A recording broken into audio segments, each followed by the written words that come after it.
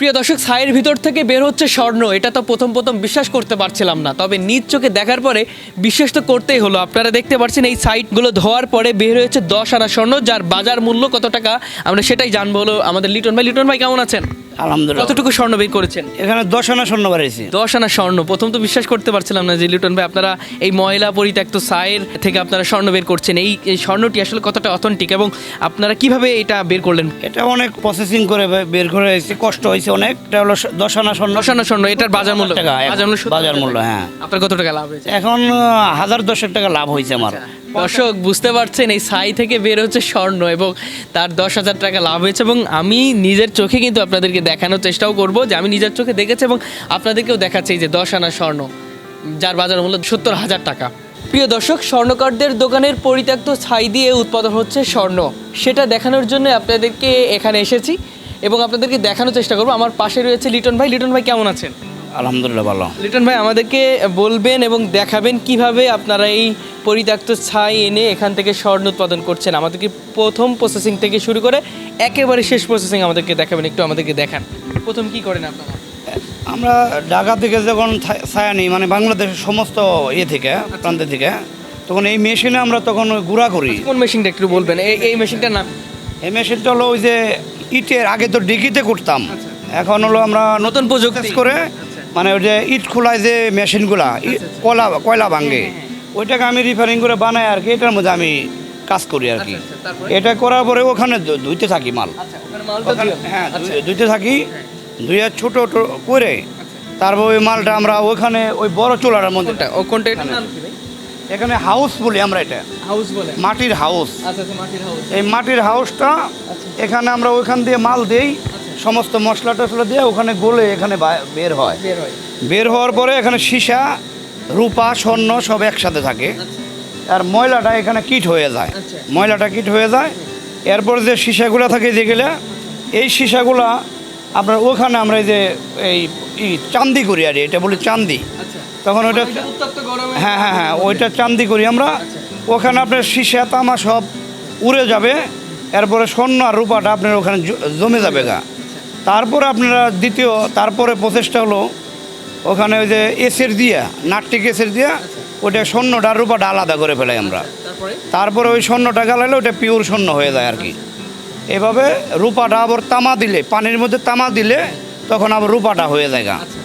এভাবে আর কি আমরা এই করি। কত বছর ধরে করছেন এটা? আমার বাবা করছে এবং দাদা করছে, প্রায় 50-60 বছর। 50 থেকে 60 বছর।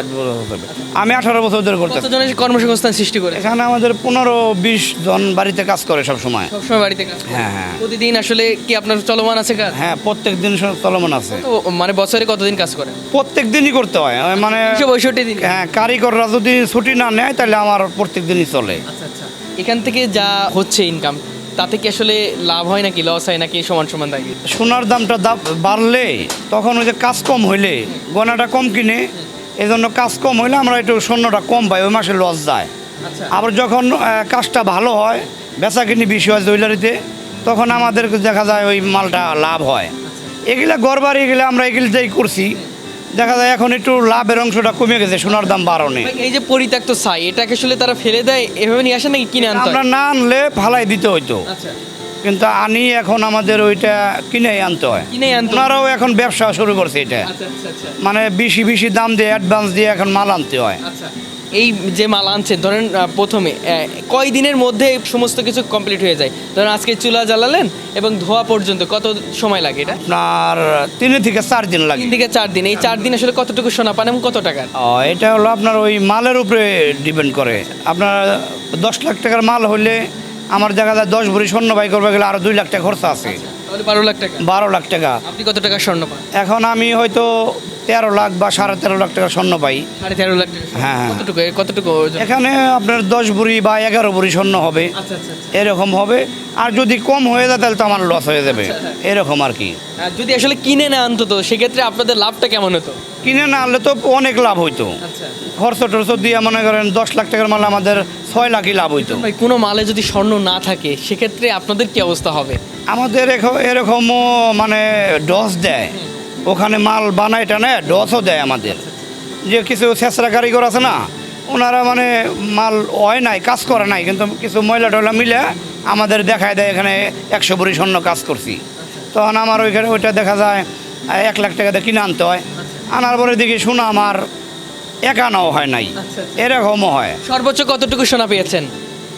হাইয়েস্ট কতটুকু সোনা? হাইস্ট 20 ভরি স্বর্ণ পাই। ভরি, তখন দাম কত ছিল? তখন আপনার 30,000 টাকা ভরি ছিল। আর সর্বোচ্চ কত লাখ টাকা লাভ করেছেন সর্বোচ্চ একবারে?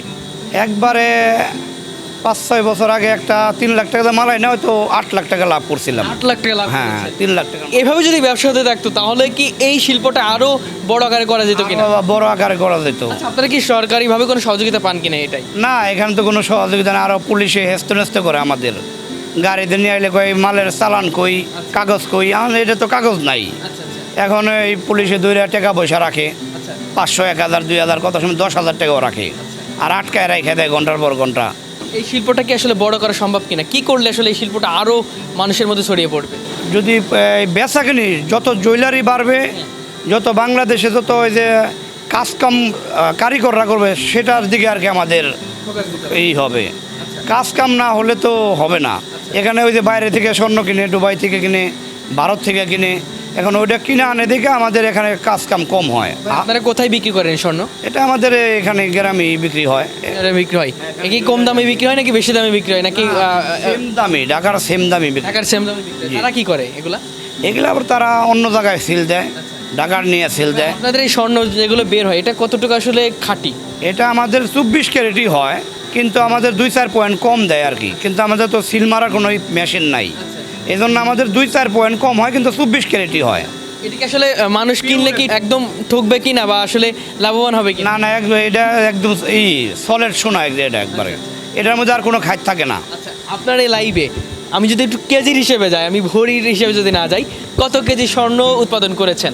তো আমার লাইফে এই যে ময়লাটা আছে, এই যে এখানে এখানে 1000 ভরি স্বর্ণ তৈরি হয়েছে আর কি। 1000 ভরি স্বর্ণ, তাহলে কতটুকু কেজি হচ্ছে?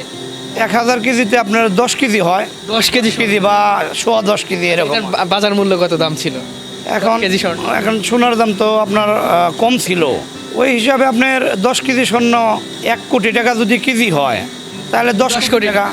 দর্শক, 10 কোটি টাকার স্বর্ণ তার লাইভ আমাদের লিটন ভাই।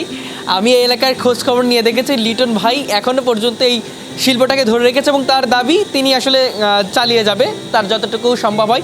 এবং লিটন ভাইয়ের মুখ থেকে শুনলেন কিন্তু যে তার এই লাইভে 10 কেজি স্বর্ণ অর্থাৎ 10 কোটি টাকার স্বর্ণ এখানে উৎপাদন করেছে। দর্শক, আগে আমরা যতটুকু বলেছি কিন্তু লিটন ভাই যে এই স্বর্ণগুলোর যেই বর্জ্য বা যেই পরিত্যক্ত ময়লা বা ছাই এগুলো কিন্তু ফেলে দেওয়া হতো, এখন তারা এগুলো একটা প্রসেসিং করে স্বর্ণ উৎপাদন করছে। এটা যদি আসলে না করা হতো তাহলে 10 লক্ষ বা 10 কোটি টাকা এটা কিন্তু আসলে সে কিন্তু এই স্বর্ণটা উৎপাদন করতে পারতো না।